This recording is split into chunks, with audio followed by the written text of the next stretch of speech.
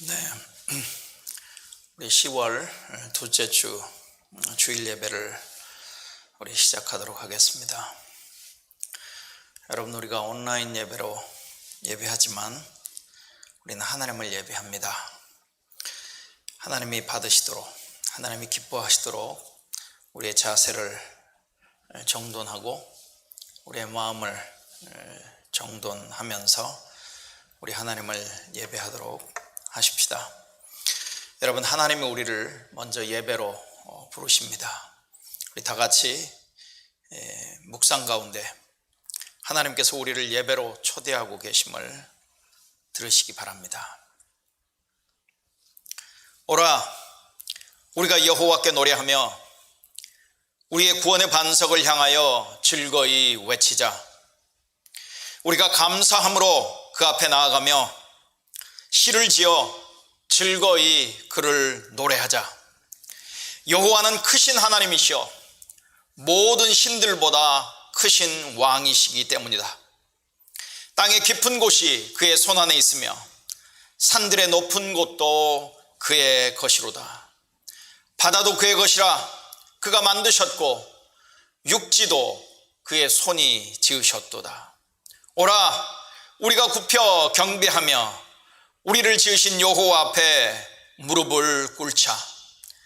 그는 우리의 하나님이시오 우리는 그가 기르시는 백성이며 그의 손이 돌보시는 양이기 때문이라. 하나님 아버지, 오늘도 이 예배를 통해 하나님께서 우리의 하나님이시오 우리는 하나님께서 기르시는 백성이며 하나님의 손이 돌보시는 양이라고 하는 사실을 기억하며 우리 하나님을 예배하기를 원합니다. 이 예배를 통해 우리가 예배하는 하나님이 예수 그리스도의 아버지시며 예수 그리스도 안에서 우리를 사랑하시는 분임을 인정하고 그 하나님을 온 삶으로 사랑하기로 결심하며 그 하나님을 전심으로 구하는 예배가 되게 하여 주시옵소서. 하나님 아버지, 이 예배를 통해 우리의 영혼을, 우리의 삶을 회복시켜 주시옵소서. 우리에게 새 힘을 주시옵소서. 이 예배를 통해 우리가 하나님 앞에서 걸어가야 할 마땅한 길을 알려주시옵소서. 우리의 예배를 하나님께서 기쁘게 받아주시옵소서. 예수님의 이름으로 기도합니다. 아멘. 우리 다 같이 지존하신 주님 이름 앞에 우리 찬양하도록 하시겠습니다.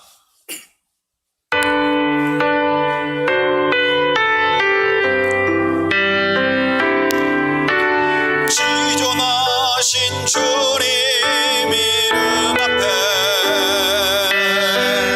모든 무릎 꿇고 다 경배해. 거룩하신 주님 보좌 앞에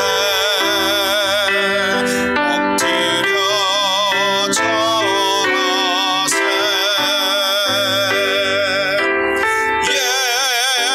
예수는 그리스도, 예수는 주,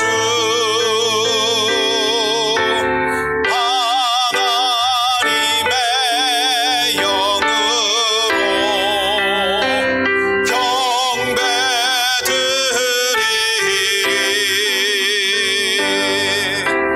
지존하신 주님 이름 앞에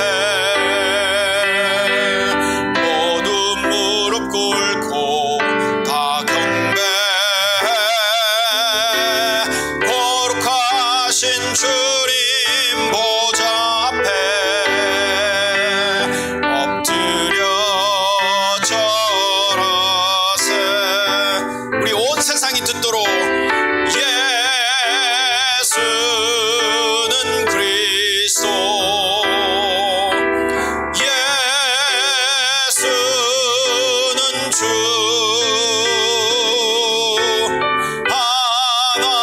하나님의 영으로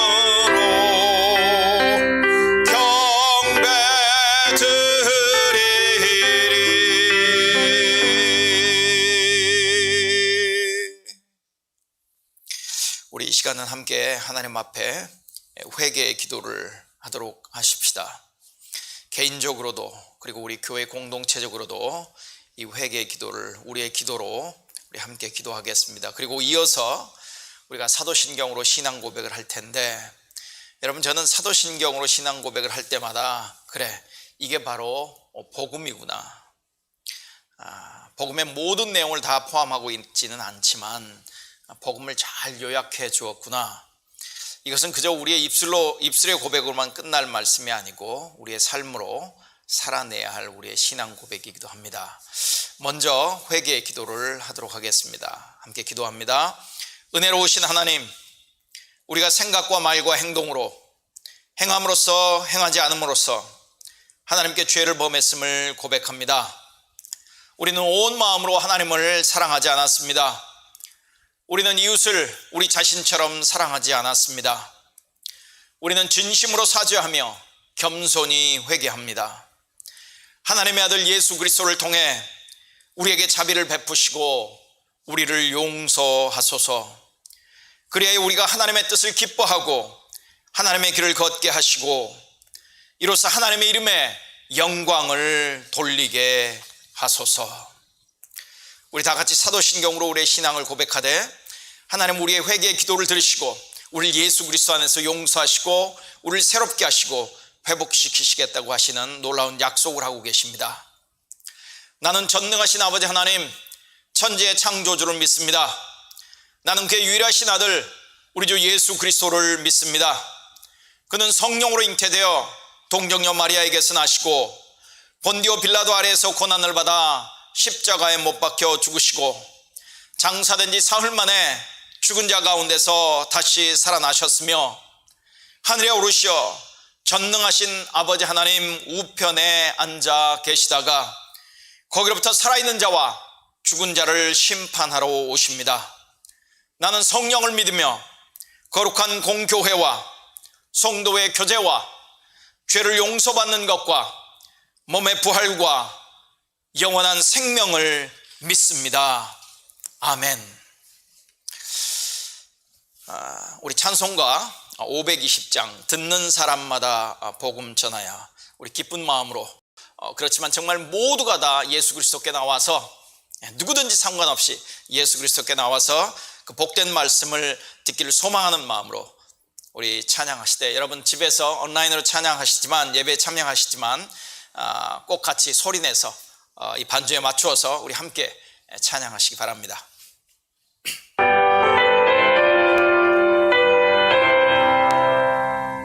듣는 사람마다 복음 전하여 복스러운 소식 두루 전하세. 모든 사람에게 전할 소식은 어느 누구나 오라.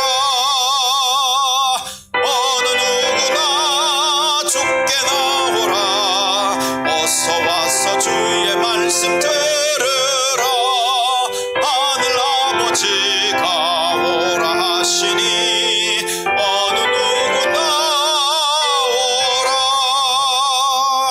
모든 사람들은 지체 말고서 문 열었을 때에 들어오시오.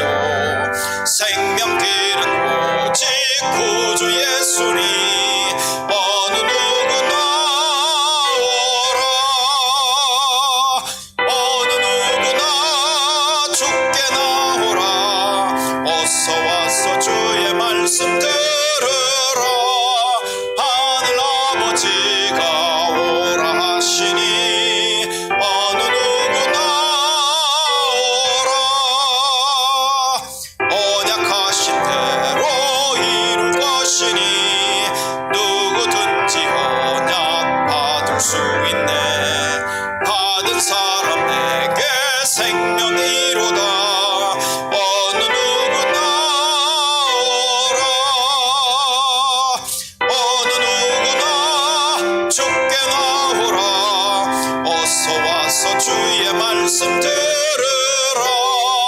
하늘 아버지가 오라 하시니 어느 누구나 오라.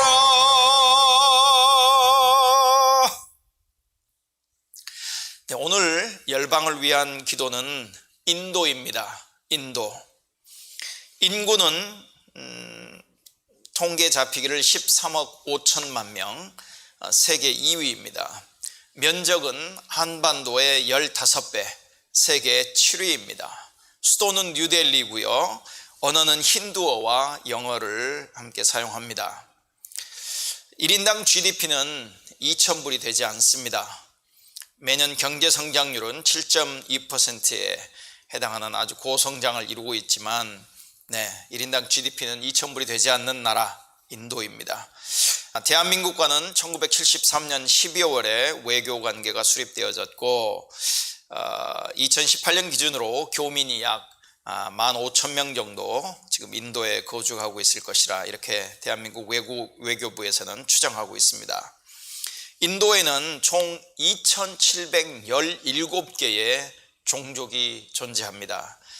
그 중에서 미존도 종족은 2,445개, 인구로 따지면 미존도 종족 인구는 13억 1천만 명 이렇게 해당합니다.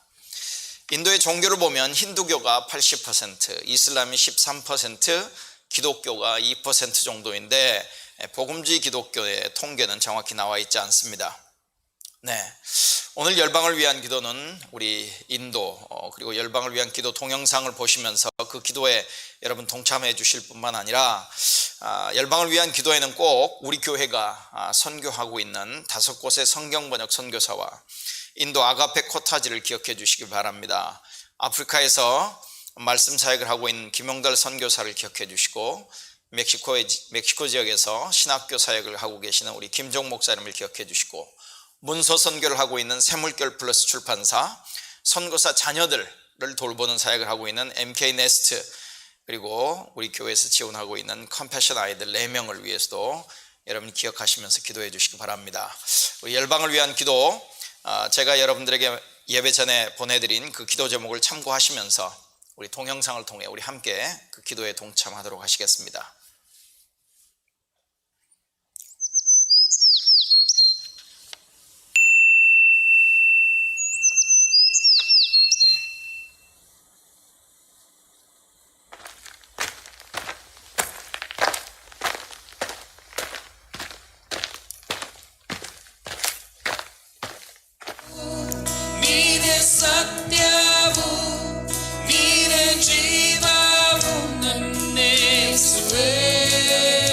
하나님 아버지, 이 시간 인도를 위해 기도드립니다.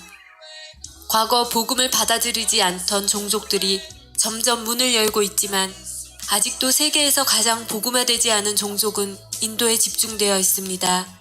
하나님, 인구가 100만 명이 넘는 159개 종족 중 133개 종족이 미전도 종족인 이 땅에 하루속히 복음이 선포되고 수많은 무리들이 주께로 돌아오기를 기도합니다. 카스트 제도와 극심한 가난, 인구 과잉과 심각한 오염에서 오는 건강 문제 등으로 이 땅의 사람들은 고통 가운데 있습니다. 엄청난 빈곤의 문제로 15세 미만의 고아는 3,500만 명에 달하며 120만이 넘는 아동이 성매매에 관련되어 있습니다. 남아 선호 사상으로 여성들은 교육받지 못하고 가정폭력에 시달리며 성매매를 당하고 1,100만 명의 버려진 아이들 중 90%는 여자아이입니다. 하나님, 이들의 절망과 빈곤이 소망으로 바뀌기를 원합니다.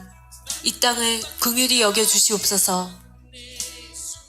인도에서 시작된 한센병은 해마다 15만 명의 환자가 생기고 전 세계 한센병의 환자의 대부분이 인도에 있습니다. 기독교 단체들이 이들을 위해 사역하고 있는데 그들에게 복음이 선포될 때 아픔과 고통 가운데 하나님을 깊이 만나는 역사가 있게 하시옵소서. 상류 카스트는 기독교인을 신분이 낮은 자, 겁쟁이, 서구 식민주의 이념을 따라 힌두 문화를 거부한 자로 매우 부정적으로 인식하고 있습니다.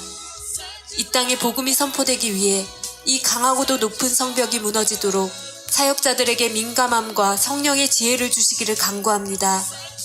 이 땅에 많은 목회자, 교사, 복음 전도자들이 훈련받고 세워져서 수많은 무리들이 주께로 회복되게 하시옵소서.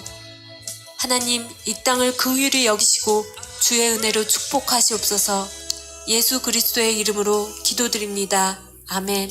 I worship you, oh Lord. The reason I live is to worship you. I worship you. 네, 제가 예배 전에 보내드렸던 그 인도를 위한 기도 제목 2가지가 있습니다. 여러분 그것도 참고하시면서 잠시라도 인도를 위해서 하나님의 은혜와 긍휼을 구하는 시간들이 되시길 바랍니다. 이제 지금 이 시간은 우리를 대신해서 그리고 우리를 대표해서 김정동 집사님이 대표 기도 인도해 주시겠습니다. 우리 같이 기도하시겠습니다. 하나님, 오늘도 저희가 이렇게 모여서 하나님 예배하고 또 찬양하게 해주셔서 감사합니다. 하나님, 우리가 지금 이렇게 코로나 시대를 살아가고 있는데 하나님, 그래서 때로는 우울해지기도 하고 때로는 좀 힘들고 때로는 지금 우리가 어디 있는지 불안한 상황 가운데 있기도 합니다. 하지만 우리가 하나님의 말씀의 능력을 아는 사람으로서 그리고 하나님의 다시 오심을 기다리는 사람으로 정말 하나님을 기대하고 기다리며 하나님이 오실 때 우리가 하나님의 동역자로 사용될 수 있도록 준비하는 시간으로 이 귀한 시간을 사용할 수 있도록 인도하여 주시길 간절히 구합니다. 하나님, 각자의 처소에서 예배드리고 있는 저희들의 모습을 보시옵소서. 우리가 하나님을 두려워할 줄 알고 또 하나님을 사랑하며 하나님을 예배할 수 있도록 도와주시옵소서. 하나님, 우리가 지금은 모이지 못하지만 함께 다시 모여서 함께 기뻐하며 큰 소리로 찬양하고 춤추며 예배하는 그날을 기대합니다. 하나님, 그날까지 우리가 각자의 처소에서 하나님 맡겨주신 사명을 잘 감당하고 또 하나님과 더 가까운 삶을 살아가고 또한 주위 이웃들에게 비록 우리가 소셜 디스턴싱을 지켜야 하지만 마음만은 더 가까이 다가가고 더 우리가 서로를 돌볼 수 있는 그런 멋진 크리스찬으로 살아있을 수 있도록 주님 도와주시옵소서. 그래서 하나님의 때에 우리가 하나님을 감당할 수 있는 그런 준비된 사람들로 이 땅의 마지막 예배자를 설 수 있도록 우리 비전 선교 교회의 성도들을 기억하시고 축복하여 주시옵소서. 하나님, 우리가 이렇게 드려지는 온라인 예배라서 더 아쉽지만 그래도 하나님, 우리가 예배 드릴 수 있음에 감사하고 우리가 하나님께 또 드릴 수 있음에 감사하고 또 우리가 하나님을 아는 사람들인 것에 감사하며 하나님 예배할 수 있도록 도와주시옵소서. 우리에게 허락하신 것들을 감사할 줄 알고 누리며 받게 하시고 또 하나님께서 우리에게 허락하지 않은 것에 대해서 욕심내지 않을 수 있는 그런 하나님의 사람을 살게 하여 주시옵소서. 우리 예배 가운데 함께 하시는 하나님 찬양합니다.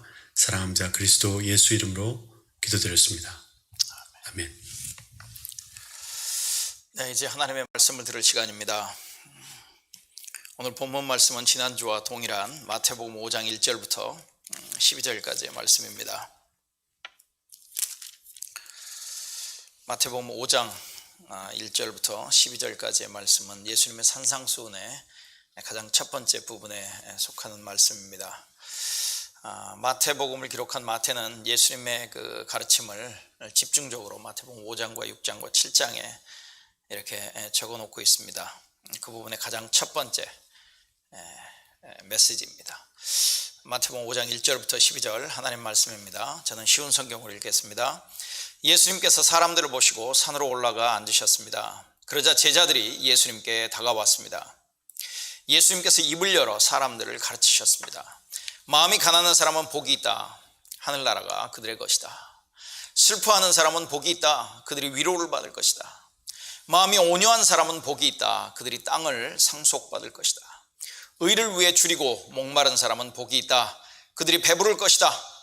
자비로운 사람은 복이 있다. 그들이 하나님의 자비를 입을 것이다. 마음을 깨끗이 한 사람은 복이 있다. 그들이 하나님을 볼 것이다. 평화를 위해 일하는 사람은 복이 있다. 그들이 하나님의 아들이라고 불릴 것이다. 의롭게 살려고 하다가 박해를 받는 사람은 복이 있다. 하늘나라가 그들의 것이다. 사람들이 나 때문에 너희를 모욕하고 박해하고 온갖 나쁜 말을 할 때 너희에게 복이 있다. 기뻐하고 즐거워하여라. 하늘에서 너희의 상이 크다. 너희보다 먼저 살았던 예언자들도 이처럼 박해를 받았다.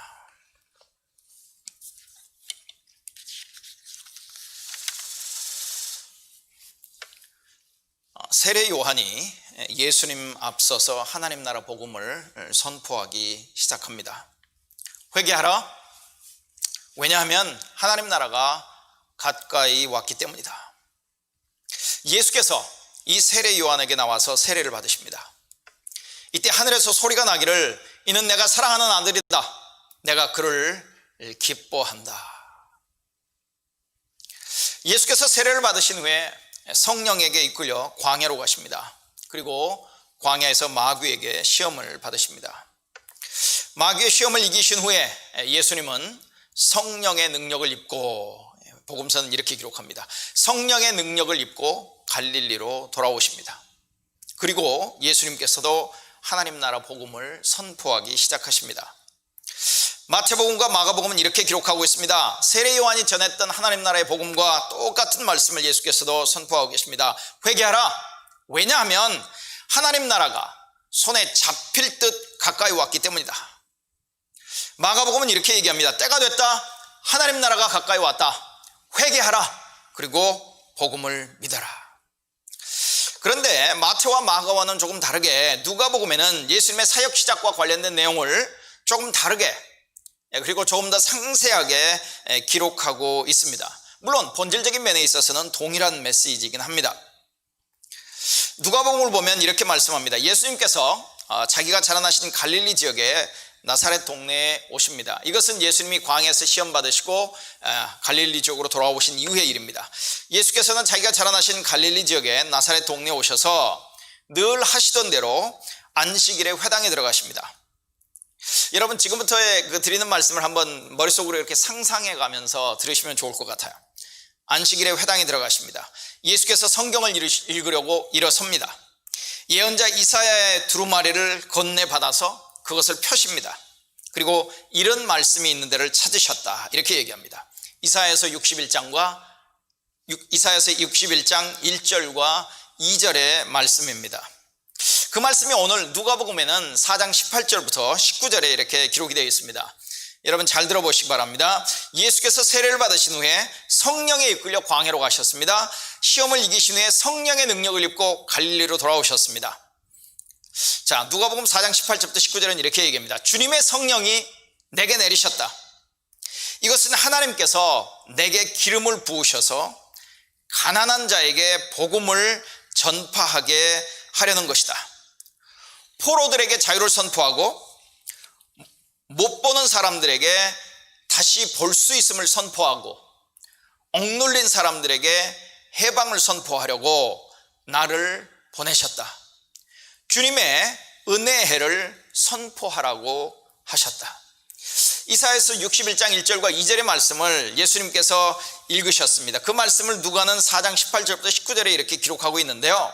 이 말씀은 메시아로 오신, 즉 다른 말로 얘기하면 하나님 나라의 왕으로 오신 나사렛 예수의 취임사라고도 할 수 있습니다. 나사렛 예수의 왕으로서의 취임사이기도 하지만 이것은 나사렛 예수 그리스도의 사명 선언이기도 하다고 하는 것이죠. 사명 선언문이기도 합니다. 아마 유대인들에게는 매우 익숙한 본문이었을 것입니다. 자, 이 말씀을 읽으시고 예수님께서 두루마리를 마십니다. 그리고 시중 듣는 사람에게 되돌려 주시고 앉으십니다. 회당에 있는 모든 사람의 눈이 예수께로 쏠립니다. 그리고 예수께서 말씀하시기 시작하시는데 충격적인 말씀을 하십니다. 예수께서 이렇게 얘기하시죠. 이 성경 말씀이 오늘 여러분이 듣고 있는 이 사이에, 이 순간에 지금 이루어지고 있다. 이 성경 말씀은 오늘 여러분이 듣고 있는 이 순간에 이루어지고 있다. 여러분, 유대인들이 이 본문을 매우 익숙한 본문으로 알고 있으리라는 말씀을 제가 드렸는데요. 유대인들에게 이사야서 61장 1절과 2절의 말씀, 오늘 예수님께서도 읽으셨던 이 말씀은 사실은 유대인들이 기대하던 하나님 나라의 왕으로 오실, 메시아로 오실, 그리스도가 오실, 그리고 그분이 오시면 정말 새로운 세계를 이루실 것을, 모든 것을 회복하실 것을 기대하면서 그들이 알고 있었던 본문이기 때문에 이 본문이 지금 너희들이 지금 듣고 듣고 있는 순간에 나를 통해서 내 안에서 나로 말미암아 이루어지고 있다라고 하는 이 이야기를 들었을 때 이것은 정말 그들에게는 충격적인 이야기였을 것이라고 하는 것이죠. 이 이사야서 예언서에서 인용한 짧은 구절을 통해서 예수님께서는 자신의 정체가 무엇인지를 말씀합니다. 그리고 자신의 사명이 무엇인지를 말씀하고 계시는 거예요. 예수께서는 자기를 통해서 하나님의 새로운 통치가 시작되었다고 선포하고 계십니다. 예수께서는 자기가 유대민족이 오랜 기간 동안 기다려온 메시아라고 선언하시는 겁니다. 그리고 메시아로서 하나님 나라의 왕으로서 새로 시작되는 하나님 나라가 가까이 왔다고 선포하셨잖아요. 바로 예수 그리스도 안에서 하나님 나라가 가까이 왔는데 그 하나님 나라를 위해서 하나님 나라를 이루시기 위해서 예수께서 행하시는 예수의 사명이 무엇인지를 말씀하고 있다는 것이죠. 바로 예수 그리스도 메시아로서의 그의 사명은 이겁니다. 가난한 자, 눈먼 자, 노예된 자, 억압당하는 자들에게 해방 또는 자유의 소식을 전하는 일이라고 하는 것이죠. 그리고 이 일은 곧 다른 말로 표현하면 하나님의 은혜의 해. 이제 나중에 한번 우리가 살펴보겠습니다만 여기서 얘기하는 하나님의 은혜의 해, 주빌리, 희년, 구약에 나와 있는 그 희년을 선포하고 계시는 것이죠. 예수께서 오신 것은 희년을 이루시기 위해서 오신 것이다, 이런 말씀을 하고 있는 것입니다. 자, 여기서 우리가 관심을 가져야 할 것은 예수 그리스도의 사명 중에 가난한 자에게 복음을 전하는 것이 포함된다고 하는 것입니다. 그런데 이 가난한 자에게 복음을 전하러 오신 메시아에 대한 이야기는 세례 요한이 감옥에서 예수님에게 질문하고 예수님께서 세례 요한에게 대답하는 그 대답의 부분에도 나옵니다. 세례 요한이 감옥에 갇혔습니다. 이제 죽음을 얼마 앞두고 있는 상황이죠. 왜냐하면 마태복음 11장이고 세례 요한이 죽는 장면은 마태복음 14장에 나오죠. 그런데 그 세례 요한이 감옥에 갇혀서 예수님에게 이런 질문을 합니다. 오실 그분이 당신입니까? 오실 그분이 당신이 바로 메시아입니까? 우리가 기대하고 기다리던 바로 메시아입니까? 하나님 나라를 이루실, 하나님 나라를 회복하실 바로 메시아입니까? 그렇지 않으면 우리가 다른 분을 기다려야 합니까? 라고 이렇게 질문을 하죠. 그때 예수님께서 그래, 내가 메시아다, 내가 메시아가 아니다, 이렇게 대답하지 아니하시고 이렇게 대답하십니다. 대신 가서 너희가 듣고 본 것을 요한에게 알리라.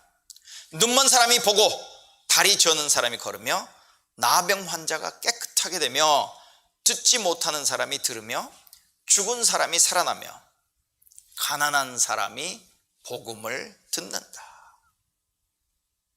가난한 사람이 복음을 듣는다.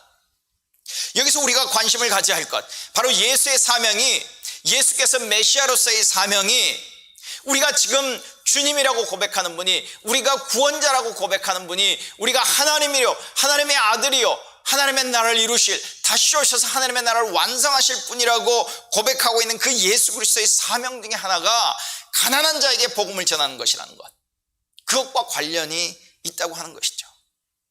메시아는 가난한 사람에게 복음을 전할 것이고 가난한 사람은 메시아의 하나님 나라 복음을 들을 것입니다. 그리고 그 일이 실제 예수 그리스도의 사역 가운데 일어나고 있었다고 하는 이야기를 하고 있는 것이죠.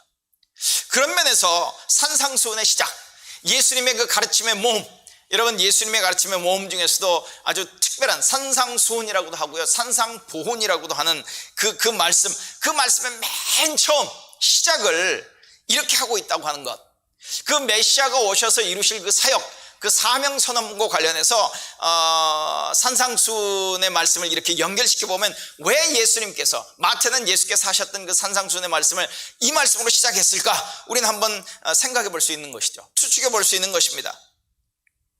예수님께서는 이렇게 시작하고 계시죠. 가난한 사람은 복이 있다. 물론 마태는 심령이 가난한 사람은 복이 있다라고 얘기합니다. 심령이, 마음이 가난한 사람은 복이 있다. 왜냐하면 하나님 나라가 그들에게 속했기 때문이다.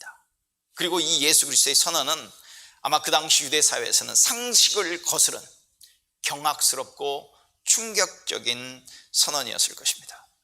예수께서 복 있다라고 선언하고 있는 이 가난한 사람, 제가 지난주에도 말씀드렸죠. 사실상 그들은 가난한 사람들이지만 그들을 미워할 수 있는 어떤 그런 존재가 아니라 인간적인 관점에서는 그들이 절망적인 사람이었기 때문이라고 하는 것이죠. 다른 말로 표현하면 이들은 인간 앞에서 가장 나중된 자, 어떤 주석가는 이렇게도 표현해놨어요. All the wrong people on God's side. 하나님 편에 있기는 하지만 모든 면에서 아주 잘못된, 어떤 그런 존재들이라고 얘기를 하고 있다고 하는 것이죠. 그들의 형편이, 그들이 가난하다라고 하는 형편이 미덕이기 때문이 아닌 거죠. 쓸모없는 자들, 그들은 가치 없는 자들입니다. 그 당시 사회에서는 소외된 자들이었어요. 비천한 자들이었습니다. 세상이 배척하는 존재들이었다는 거예요. 그런데 예수님께서는 그런 너희지만 너희들은 복이 있는 자다. 왜냐하면 너희가 하나님 나라를 소유했기 때문에, 하나님 나라가 너희에게 속했기 때문에 너희들은 복 있는 자다라고 하는 충격적인 말씀을 지금 선언하고 계시다고 하는 것이죠. 이들이 복 있는 자인 것은, 이들이 행복한 사람인 것은 그들이 자격이 될 만한 어떤 조건을 갖추고 있어서가 아니라 그들의 형편이 미덕이기 때문이 아니라 그 반대이죠. 오히려 그런 상태에도 불구하고 천국의 통치가, 하나님의 통치가 예수 그리스도 안에서 예수 그리스도의 앞으로의 그 구속으로 말미암아 그들에게 임했기 때문에 그들은 복 있는 자라고 예수님께서 선언해주고 계시는 것입니다. 여러분, 이 말씀은 결코 이게 아닙니다. 여러분이 심령이 가난하게 되면 하늘나라를 소개하게 될 것입니다 라고 하는 그런 말씀이 아니라 이미 그들의 심령이 가난한 자, 이미 그들은 가난한 자입니다. 그런데 그들을 향해서 예수님께서 선언해주고 계시는 거예요. 그들의 새로운 정체, 그들의 새로운 어떤 상태를 그들에게 선언해주고 계시는 말씀이라는 것이죠. 예수님은 가난한 자에게 복음을 전하러 오셨습니다. 그리고 가난한 자에게 복음을 전하셨습니다. 가난한 자들이 예수께서 전하신 하나님 나라의 복음을 들었습니다. 그리고 그 복음을 받아들였습니다. 예수를 따르기로 작정했어요. 예수께서 새로 시작하신 하나님 나라의 백성이 되기로 작정했습니다. 그들을 향해서 예수께서 너희들은 복 있는 자다 선언하고 계시는 겁니다. 오늘은 예수께서 이렇게 복 있다라고 선언한 가난한 자들, 심령이 가난하다, 마음이 가난하다라고 표현된 이런 사람들, 조금 전에도 말씀드렸죠. 다른 말로 얘기하면 인간적인 관점에서 왜 그들이 절망적인 자들이라고 불렸을까? 이것을 조금 더 자세하게 좀 살펴보려고 합니다. 여러분, 조금 전에 읽었던 예수님의 그 취임 선언문, 또 사명 선언문과 같은 누가복음 4장 18절부터 19절에 나오는 이 가난한 자를 비롯한 여러 종류의 사람들이 있었습니다. 여러분, 이렇게 돼 있었죠. 가난한 자에게 복음을 전파하고, 포로된 자들에게 자유를 선포하고, 못 보는 자들에게 다시 볼 수 있음을 선포하고, 억눌린 자들에게 해방을 선포하려고 나를 보내셨다. 이런 여러 종류의 사람들이 나왔다고 하는 것이죠. 그런데 그동안의 그 설교나 그동안의 강조, 아니면 여러분들도 아마 이 본문을 읽을 때는 이 본문을 읽으면서 자연스럽게 여기서 말하고자 하는 영적인 의미를 아마 강조하는 쪽으로 여러분이 읽고 해석하고 이해했을지 모릅니다. 보통 예수께서 죄의 노예가 된 사람들을 해방하고, 영적으로 눈먼 사람들을 보게 하고, 영적인 굴레에 억눌린 사람들에게 자유를 주었다고 우리는 보통 생각합니다. 물론 이렇게 해석하는 것도 맞습니다. 틀리다는 말씀을 하고 있는 게 아니에요. 이것도 사실이긴 하지만, 그러나 배경이 되는 오늘 말씀, 그 이사야서 61장 1절 말씀을 예수님께서 인용하고 계시는데, 그리고 그 말씀이 자기에게서 이루어졌다라고 말씀하시는데, 그 이사야 61장 1절 그 구약 성경의 배경을 보면 이 가난은 단순히 영적인 의미로만 우리가 이해할 수 없다고 하는 것이죠. 이 가난이라고 하는 문제는 그 당시 유대 사회, 그리고 구약으로 돌아가서 그 구약 성경의 배경 안에서 구체적인 그들이 처해 있는 사회 경제적인 현실과 깊이 연관되어서 우리는 이 단어를 이해해야 할 필요가 있다고 하는 것이죠. 자, 누가복음 4장 18절에 나오는 가난한 자에게 복음을 전한다라고 할 때 그 가난한 자, 이사야서 61장 1절에도 나오는 말씀인데, 그 말씀, 그 가난하다라고 하는 그 히브리 단어의 의미는 이렇습니다. 경제적으로 가난하다, 부자나 권력자에게 억압당하는 자이다, 힘이 없는 자이다, 경제적으로 궁핍한 어려운 자이다, 낮은 자이고 겸손한 자이고 변변치 않은 자이고 보잘것없는 자이고 초라하고 미천한 자이다. 이런 의미를 기본적으로 그 단어가 가지고 있다고 하는 것이죠.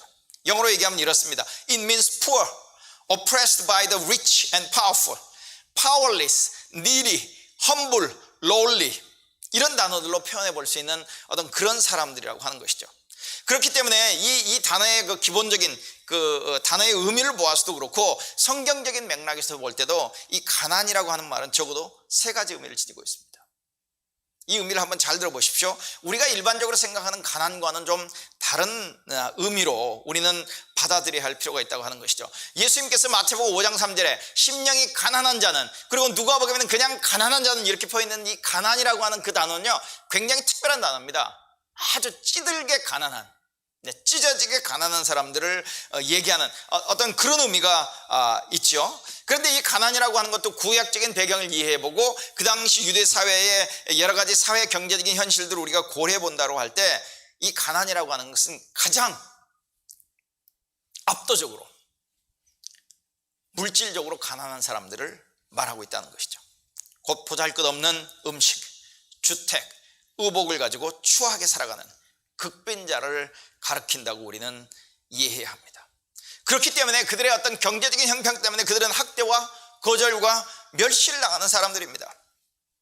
그리고 조금 전에도 이사야서 61장 1절에 나오는 그 단어의 의미를 말씀드렸죠. 그들은 부자나 권력자에게 억압당하는 자들이라는 어떤 그런 말씀을 드렸죠. 그래서 두 번째 의미는 이런 겁니다. 그들의 물질적인 가난 때문에 그들은 억압당하는 사람들을 얘기합니다. 물질적인 가난이 이유가 되어서 억압당하는 사람들을 탄다는 것이죠. 그래서 이 가난한 자를 다른 말로 표현하면 포로된 자, 노예된 자, 병든 자, 궁핍한 자 또는 절망한 사람들로 우리는 표현해 볼 수 있는 것이죠.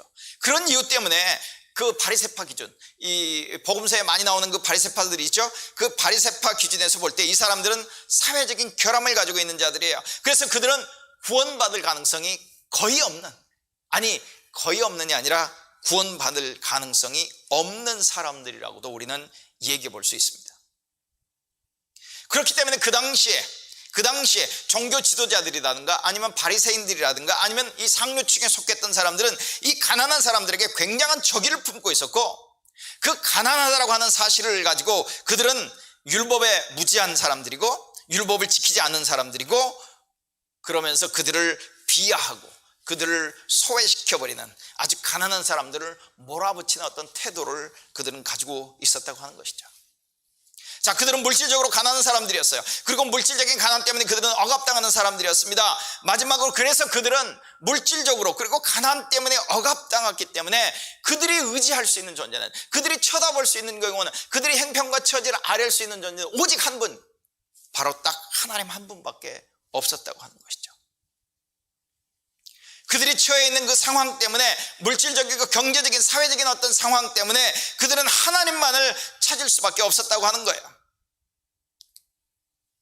물론 경제적으로 부유한 사람 가운데서도 상관없이 그 자기의 경제적인 어떤 상황과는 상관없이 부유함에도 불구하고 하나님을 찾았던 사람들도 있었겠죠. 하나님 앞에 겸손하게 하나님만을 바라보는, 하나님만을 전심으로 구하는 사람들도 있었겠지만, 대부분의 사람들, 심령이 가난하고 마음이 가난한 사람들은 어떤 사람들이었느냐? 물질적으로 가난하고 억압당하기 때문에, 무시당하기 때문에, 소외당하기 때문에, 가치 없는 자들도 인정받았기 때문에, 쓸모없는 자들로 인정받았기 때문에 그들은 그들의 삶 속에서 오직 하나님만을 구할 수밖에 없는 그런 존재였다고 하는 것이죠. 그래서 여러분, 어느 성서학자는 이렇게 얘기합니다. 이 가난한 자들을 가리켜서 이렇게 얘기해요. 성경 언어에서 가난한 사람은, 물질적으로 가난한 사람은 말할 것도 없고, 그게 기본이에요. 그게 기본입니다. 그게 아주 가장 지배적인 그 의미를 나타내는 것이죠. 성경 언어에서 가난한 사람은, 물질적으로 가난한 사람은 말할 것도 없고, 스스로를 낮추며 하나님만을 찾는 사람을 아울러 가리킨다.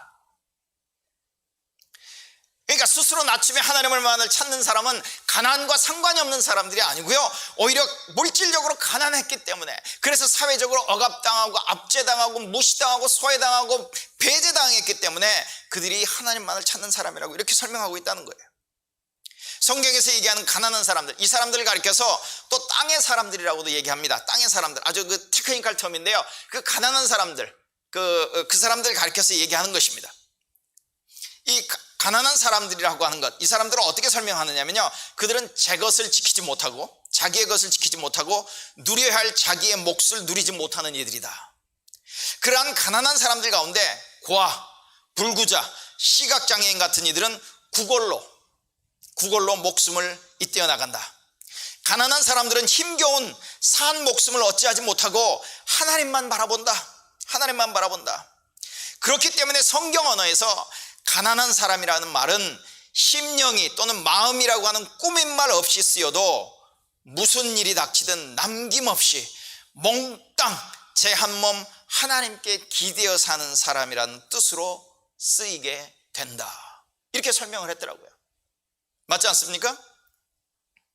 가난한 사람이라는 말은 그들의 그 처해 있는 경제적인 물질적인 사회적인 상황 때문에 가난한 사람이란 말은 심령이라고 하는, 마음이라고 하는 단어를 굳이 꾸민 말이 없이 쓰여도 무슨 일이든지 닥치든지 남김없이 몽땅 제 한 몸 하나님께만 기대어 사는 사람. 네. 그 당시 1세기 팔레스틴에는 이런, 우리가 그 당시에 그 2000년 전의 이야기 아닙니까? 우리가 지금 얘기하고 있는 것은 2000년 전의 이야기인데, 2000년 전의 그 상황을 우리가 이해하기 위해서는 그 당시 사회 문화, 경제, 아니면은 그 종교를 깊이 연구하는 성서학자들의 우리는 도움을 받을 수밖에 없는데요.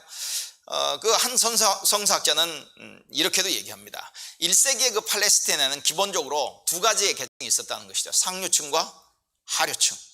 네, 상류층과 하류층. 상류층은 약 10% 정도 인구의, 그리고 하류층은 약 인구의 90% 정도입니다. 그 당시는 당연히 농업을 중심으로 한 농경사회였기 때문에 인구의 90% 이상이 가난한 사람들이었다고 하는 것이죠. 가난한 농민들이었습니다. 또 그 사람들을 다른 말로 표현하면 땅을 잃은 사람들이라고도 이렇게 표현했다고 하는 것이죠. 그런데 인구 그 10%, 상위 10%에 속하는 그 상류층들은 어떤 사람들이냐? 땅을 가지고 있는 지주들, 세습 귀족들, 임명된 관료들, 아니면 제사장들, 무역 상인들, 정부 관리들, 또는 통치 계급을 돕는 다양한 그룹의 공직자들이 거기에 속했다, 이렇게 얘기를 합니다. 나머지 90% 이상을 차지하는 나머지 사람들은 다 하층 계급에 속했다는 것이죠.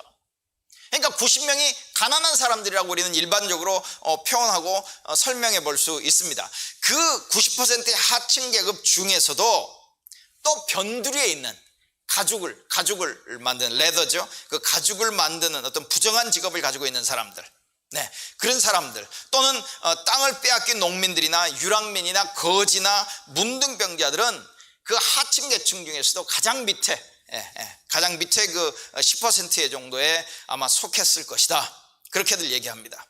그러니까 대부분의 사람들은 하루 벌어서 하루 살아가는 불안하고 가난한 농민들이었다, 이렇게 설명할 수 있다고 하는 것이죠.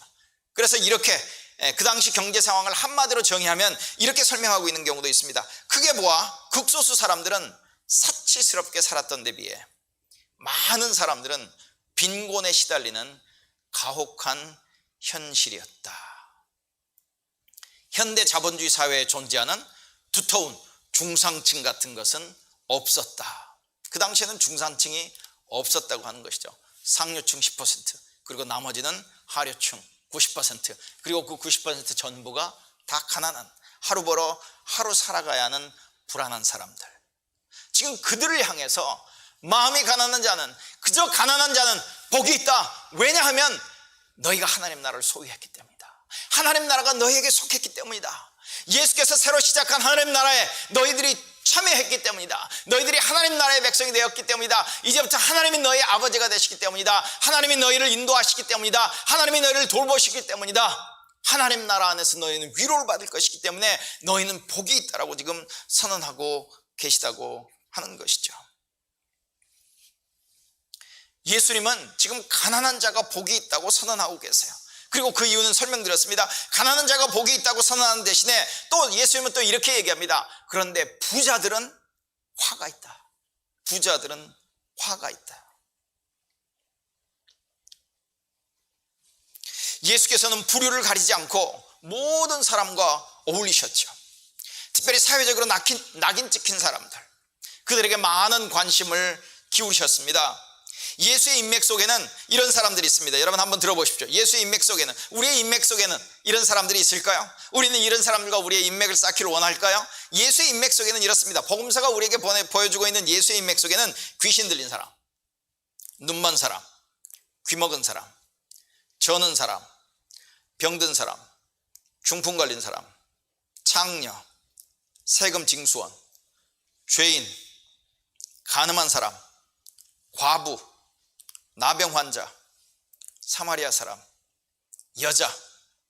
네, 그 당시 여자는 거의 사람 취급을 받지 못했죠. 여자, 그리고 이방인들이 포함된다. 다른 말로 얘기하면 이들은 가난한 자들인 겁니다. 이들은 가난한 자들이에요. 그들을 향해서 예수께서 너희 가난한 자들은 복이 있다, 왜냐하면 하늘나라가 너희들에게 속했기 때문이다. 예수께서 가난한 자를 복이 있다고 선언하시고 너희가 바로 행복한 자이더라. 그런데 이런 사람들은 불행하다, 이런 사람들은 화가 있다고 표현을 했는데요, 아주 대조적으로 이렇게 얘기를 하죠. 그런데 그 단어를 예수님이 쌓았던 인맥, 예수님이 만나셨고 교제하셨고 환영하셨고 복음을 전했던 그 많은 사람들, 조금 전에 읽어드렸죠. 그것과 관련해서 그것과 비슷한, 지금 우리가 살아가고 있는 현대에서는 어떤 사람이 그런 사람들이겠는가? 달라스 윌라드가 하나님의 모략이라고 하는 책에서 굉장히 자세하게 아주 많은 사람들 이렇게 인용하고 있어요. 여러분 한번 들어보시기 바랍니다. 우리 주위에 있는 사람, 우리는 이런 사람들 가리켜서 불행하다, 불행하다 아마 그렇게 얘기할지 모르겠습니다. 아마 사회에서는 그렇게 그들을 불행한 자로 이렇게 취급을 하고 있죠. 그럼에도 불구하고 예수 그리스도 안에서는, 그들이 예수 그리스도께 나오면 하나님 나라에서는 그들도 복이 있는 자다, 행복한 자라고 얘기할 수 있는 그런 자들 한번 들어보시겠습니까? 외모가 눈에 거슬린 자, 몸에서 악취가 나는 자, 몸이 뒤틀린 자, 보기 흉한 자, 기형인 자, 너무 큰 자, 너무 작은 자, 시끄러운 자, 대머리, 뚱보, 늙은이, 낙제자, 중퇴자, 탈진자, 파산한 자, 상처 입은 자, 마약 중독자, 이혼자, 에이즈 감염자, 두뇌 손상자, 불치병자, 불임자, 과다 임신자, 미혼모, 일 중독자, 불완전한 취업자, 실업자, 취업이 불가능한 자, 사기당한 자, 소외된 자, 가출하여 거리를 배회하는 자식을 둔 부모, 병원에도 못 가보고 죽은 부모를 둔 자녀, 외로운 자, 무능한 자, 어리석은 자, 정서적으로 굶주린 자, 정서적으로 죽은 자, 도덕적 실패자들 등등.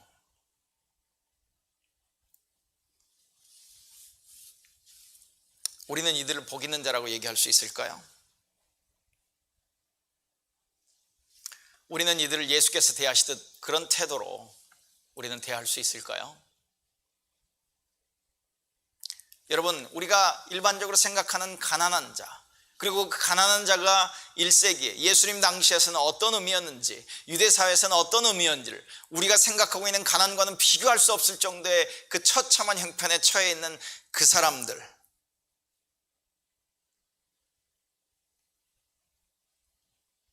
우리는 그 사람들을 대해서 예수께서 대하듯 우리는 대하실 수 있을까요? 우리는 우리 주위에 가난과 관련돼서 우리는 지금 어떤 마음, 우리가 어떤 태도, 어떤 생각들, 어떤 판단들을 하고 있는가를 한번 생각해 보십시다.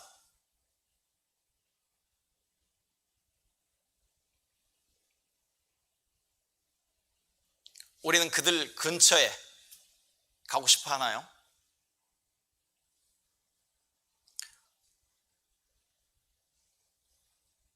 그들도 예수 그리스도 안에 있으면 정말 행복한 자라고 우리는 생각할 수 있을까요?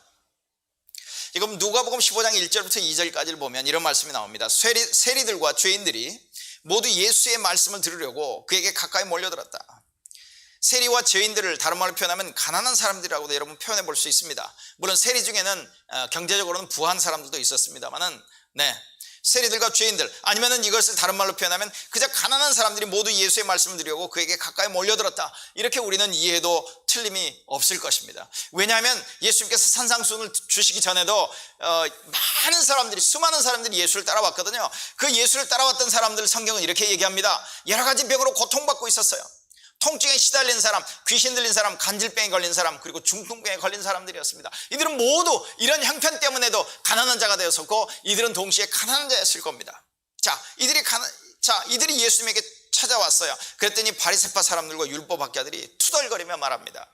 투덜거리며 말해요. 이렇게 성경은 투덜거렸다라고 얘기합니다. 이 사람이 죄인들을 맞아들이고 그들과 함께 식사를 먹는구나, 이 사람이 죄인들을 맞아들이고 그들과 함께 음식을 먹는구나, 그렇게 투덜댔다라고 얘기하는 거예요. 그런데 이 투덜거리다라고 하는 단어는요, 굉장히 부드럽게 번역한 것입니다.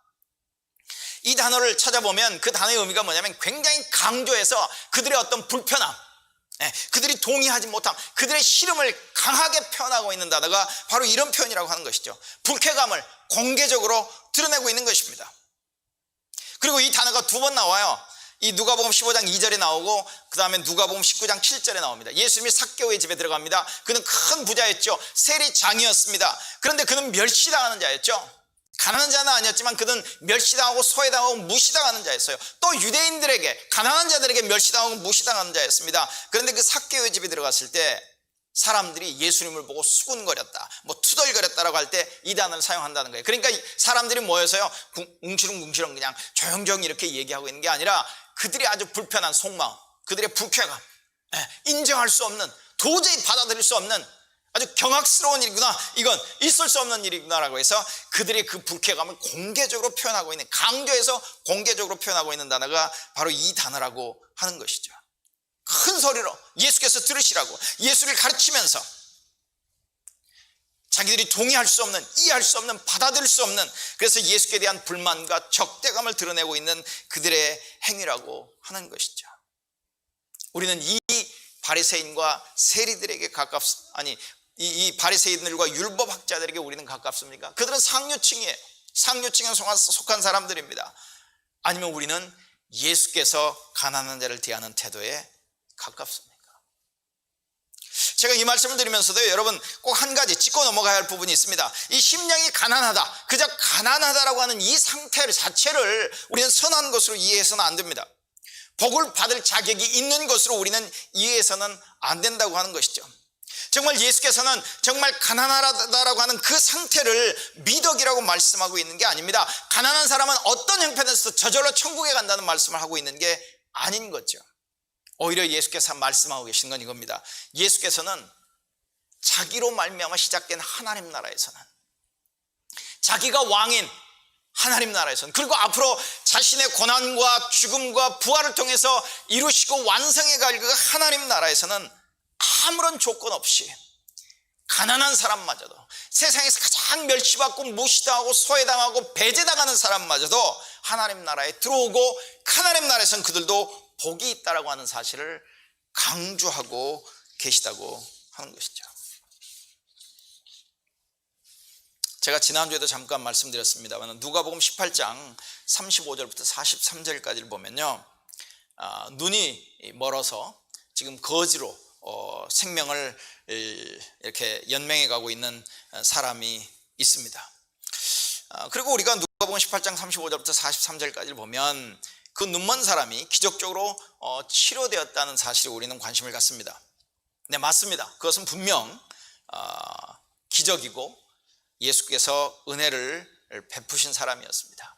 그런데 그동안 저도 그 본문을 볼 때마다 그런 생각을 했죠. 그리고 많은 경우에 그 본문을 설교할 때마다 그랬습니다. 여러분이 눈이 멀었던 거지도 예수 그리스도께 부르짖었더니 그는 믿음으로 구원을 받았습니다. 여러분, 믿음만 있으면 우리는 얼마든지 기적을 경험할 수 있습니다라고 하는 그 말씀을 우리가 들었다면, 그리고 그 말씀도 틀리다고 저는 생각하지 않습니다. 그 말씀을 그렇게 이해할 수도 있다라고 하면, 오늘 심령이 가난한 사람은 복이 있다, 이런 어떤 가난한 사람은 복이 있다는 말씀과 우리가 연결시켜서 이 말씀을 생각해 본다라고 하면 사실 이 사실은 이 말씀은 더욱 우리에게 놀라울 수 있다는 것이죠. 왜냐하면 눈멀고 거지였던, 사회의 가장 바닥 생활을 했던 사람도 그에게 가까이 온 하나님 나라의 은혜, 구원의 은혜, 회복의 은혜를 예수로 말미암아 받을 수 있었다고 하는 것이죠.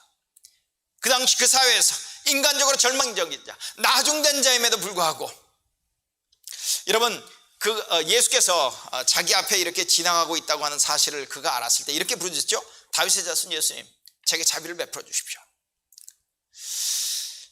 참 이 거지인데, 눈이 멀어 거지예요.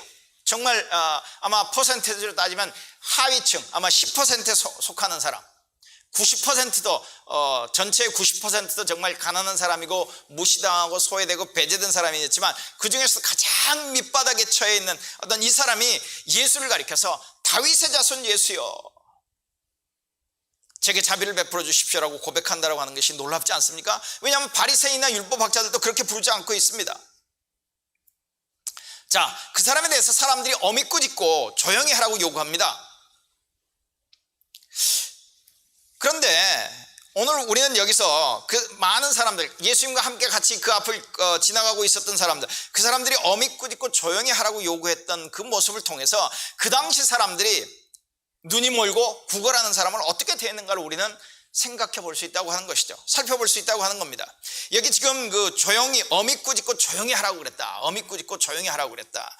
근데 여기 지금 꾸짖고 조용히 하라, 어떤 그 표현으로 우리가 어느 정도의 그 분위기를 알 수 있겠습니다만, 이 동사의 의미를 보면요, 명령했다예요. 근데 그 명령이라고 하는 의미에 어떤 의미가 들어있느냐면, 우리가 하는 명령에 네가 듣지 않으면 너를 어떻게 처리할 수 있다는 어떤 위협적인, 위협이 섞인 명령의 단어라고 하는 것이죠.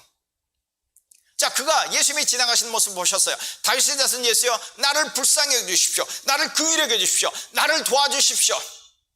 나도 당신이 시작한, 당신이 이루고 계시는 그 하나님 나라에 들어가고 싶습니다라고 하는 어떤 그런 부르짖음이었겠죠. 그가 이렇게 얘기하는 게 아닙니다. 내가 하나님 나라에 들어가기 위해서, 내가 하나님의 새로운 통치 안에 들어가기 위해서 나는 가난한 자가 됐고 나는 눈이 먼 자가 되었습니다 얘기하고 있는 게 아니에요. 그의 처해 있는 형편이 지금 가난하고 그는 거지로 살아가고 있는 사람이에요. 그렇기 때문에 사람들에게 무시당하고 멸시당하고 제외되는 가치 없는 인생이라고, 불행한 인생이라고 평가받는 그런 사람이었다고 하는 것이죠. 그 사람이 예수 그리스도께 부르짖었더니 예수님 지금 듣고 계십니다. 근데 먼저 다른 사람들이 반응을 해요. 너 조용히 해. 조용히 하지 않으면 어떤 행동을 취할 것 같은 어떤 위협의 의미를 함께 담고 있는 그 단어로 그에게 말씀하고 있다고 하는 것이죠. 왜 그가 부르짖었는데 예수님이 먼저 대답하지 않으셨을까요? 왜 그가 부르짖었는데 왜 다른 사람들이 먼저 나섰을까요? 여러분, 예수님께서 한 번은 시돈과 두로 지방으로 이렇게 가십니다. 그 시돈과 두로 지방에 가셔서 그 가나안 여인을 만나서 대화하고 가나안 여인의 그 귀신 들림의 문제를 해결해 주는 그 이야기들이 나오는데요, 그때도 그 여인이 막 부르짖는데 예수님이 금방 답을 하지 않으셨습니다.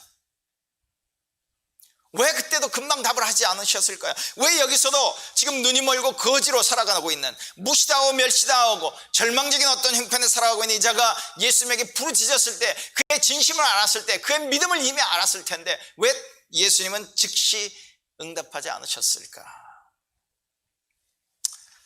제 추측에는 그런 생각을 해봅니다.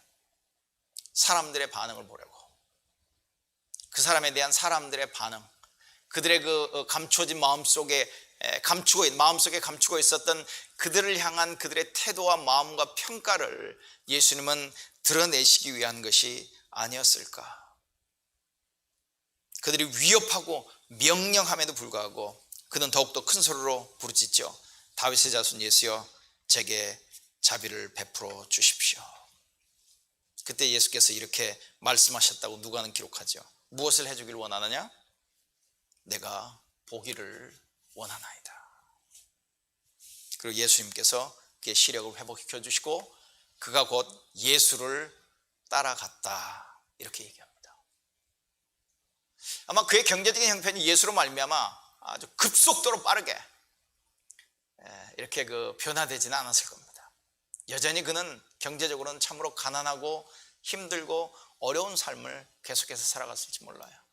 그런데 그 이전에, 예수 그리스도를 만나기 전에, 예수 그리스도를 따르기 전에, 하나님 나라에 들어오기 전까지는 아마 그도 그렇고 다른 사람도 자기 인생을 보았을 때는 저주받은 자, 불행한 자라는 딱지를 붙이고 아마 살아가는 삶을 살아갔을 겁니다. 그런데 이제는 경제적으로는 비록 이전과 크게 달라진 것은 없을지라도, 그리고 평생을 그는 그렇게 경제적으로는 어렵고 힘든 삶을 살아갔을지 모르지만 이제는 그는 그 스스로를 향해서도 나는 행복한 자이다, 나는 복 있는 자이다, 나는 바로 하나님 나라에 속했기 때문에, 하나님 나라가 내게 왔기 때문에, 예수 그리스도의 그 구속의 은혜가, 예수 그리스도의 그 구원의 은혜가 내게 임했기 때문에 하나님이 나의 아버지가 되시고 하나님이 나의 목자가 되시고 예수가 나의 주님이 되시고 예수가 나의 구원자가 되시고 예수도 나의 선한 목자가 되시기 때문에 나는 이제는 복 있는 자다, 나는 행복한 자라고 아마 선언하며 살아갔을 것입니다. 문제는 우리가 그런 사람들을 어떻게 평가하고 어떻게 대할 것인가 하는 내용입니다. 여러분, 제가 종종 말씀을 드리죠. 여러분, 고지론이라고 하는 것 들어보셨죠? 고지론. 근데 의외로 듣지 못하신 분들도 계시더라고요. 고지론이라고 하는 것은 전투에서 고지를 점령해야 하고 그 전투를 이기고 영토를 장악할 수 있다는 어떤 그런 논리입니다. 그 고지론이 얼마 전에 몇몇 영향력 있는 목사님들을 통해서 이렇게 주장이 됐는데요. 그 주장의 핵심은 이겁니다. 그리스도인들이 세상을 변화시키기 위해서는 고지를 점령해야 한다. 사회에 영향을 줄 수 있는, 사회에서의 어떤 파워를 가지고 있는 어떤 그 자리에 올라가야만 한다라는 그런 주장이었고, 그 주장이 굉장히 많은 젊은 사람들을 흥분하게 했고 호응을 이끌어냈던 모습을 볼 수 있습니다. 그리고 실제 그래서 그런 자리에 올라가서 영향력을 미치는 사람도 있고 미치지 못한 사람도 있을 수 있겠죠. 고지론이 다 틀렸다는 말씀을 드리는 것은 아닙니다. 그런데 고지론이라고 하는 것이 우리에게 참 그 매력적이었던 것 중에 하나가 뭐냐면, 우리가 그런 자리에 오르고 싶은 어떤 마음을 성경적으로 내지는 그리스도인이 사회를 변화시켜야 한다라고 하는 어떤 당위성으로 말미암아 우리들에게 그런 마음을, 그런 욕구를 충족시켜주고 있었다고 하는 것이죠. 하나님이 허락하시면, 하나님이 인도하시면, 하나님이 나를 그렇게 이끄시면 우리는 얼마든지 그런 자리에 가서 하나님의 뜻을 행하실 수도 있습니다. 행할 수도 있어요. 그런데 성경에서 우선적인 강조는 오히려 사회를 변화시킬 수 있는 어떤 사회의 파워 집단을 장악해라, 그 자리에 올라가라, 그래야만 영향력을 미칠 수 있다라고 얘기하고 있는 것이 아니라, 오히려 성경은 가난한 자가 복이 있다라고 말씀하세요. 그리고 여러분, 놀라운 말씀은요, 오늘 읽지는 않았습니다만은 이제 마태복음 5장 1절부터 12절까지 복에 대한 이야기를 쭉 하시다가 5장 18절에 무슨 말씀을 하는지 아십니까? 너희는 세상의 소금이다. 여기서 너희는 누구일까요? 너희는 세상의 소금이다, 너희는 세상의 빛이다라고 얘기하고 있는데, 여기서의 너희는 누굴까요? 그들은 가난한 자입니다.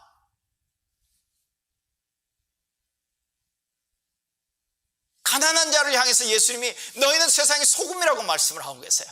고지를 점령한 그리스도인들을 향해서, 여러분, 그 사람들을 절대 무시하거나 외면하거나 내지는 깔아뭉개거나 비판적인 의미로 말씀드리고 있는 게 아닙니다.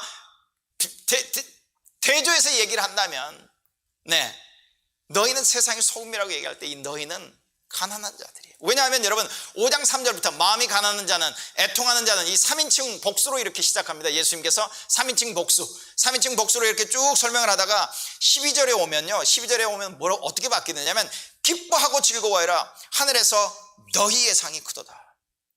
11절에도 이랬죠. 사람들이 나 때문에 너희를 모욕하고 박해하고 온갖 나쁜 말을 할 때 너희에게 복이 있다. 이 3인칭 복수가 어떻게 바뀌냐면 2인칭 복수로 바뀌어요. 그러니까 예수님이 3인칭 복수, 다른 사람에 대해서 일반적인 얘기를 하는 것 같아 보이다가 지금 11절 12절에 오셔서 어떻게 바뀌느냐면, 예수님 바로 앞에 있는 사람들을 가리키면서 너희가 복이 있는 자라는 얘기를 해요. 그리고 그 너희가 이어져서 13절에 뭐라고 얘기하냐면, 너희는 세상의 소금이다, 너희는 세상의 빛이다. 누구에게요? 대표적으로 가난한 사람들에게 지금 얘기를 하십니다. 하나님 나라에서 세상의 소금은 가난한 자들이라는 거예요. 가난한 자들이 하나님 나라의 백성으로 세상의 소금이 이미 되었다는 말씀을 하고 있는 겁니다. 여러분, 우리는 우리 주위에 있는 가난한 사람에 대해서 어떻게 생각하고 평가하고 대하고 있습니까? 우리의 주님이신 예수께서 가난한 자들에게 복음을 전하셨습니다. 그리고 그 가난한 자들은 예수 그리스도의 복음을 듣고 하나님 나라에 속하게 되었죠.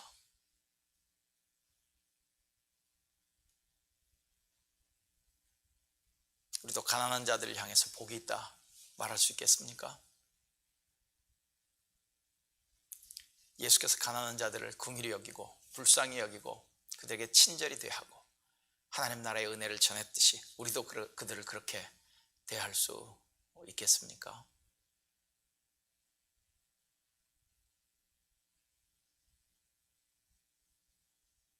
예수는 가난한 자에게 복음을 전하시기 위해서 오셨습니다.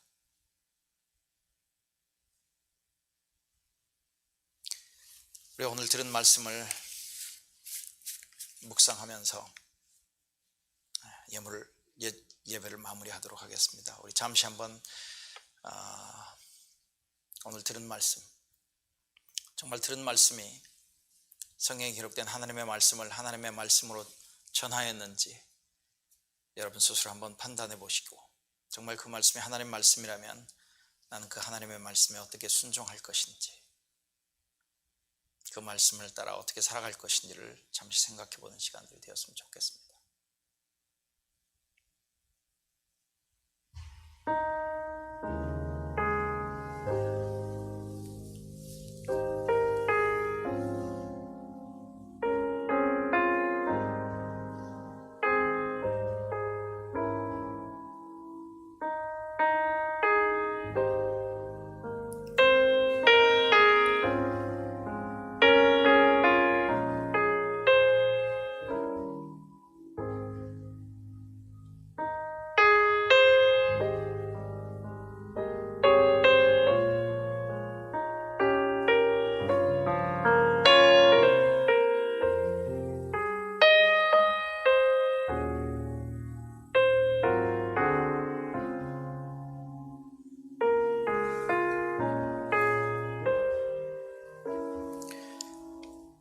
하나님 아버지,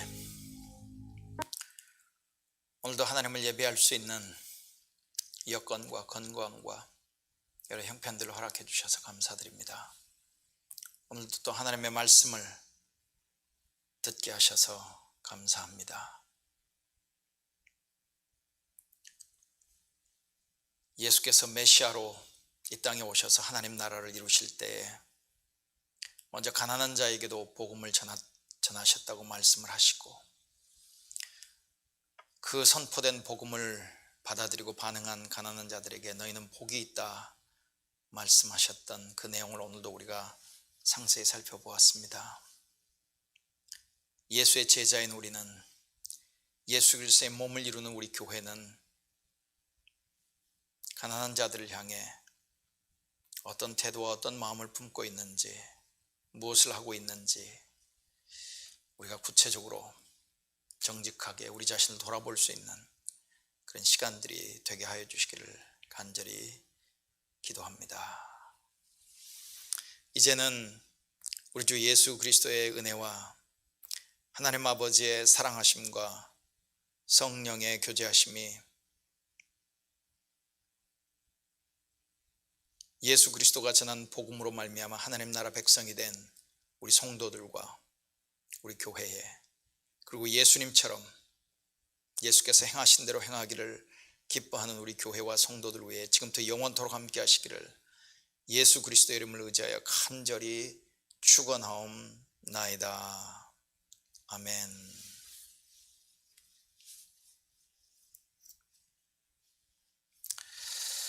네, 우리 교회 소식 보시겠습니다. 교회 소식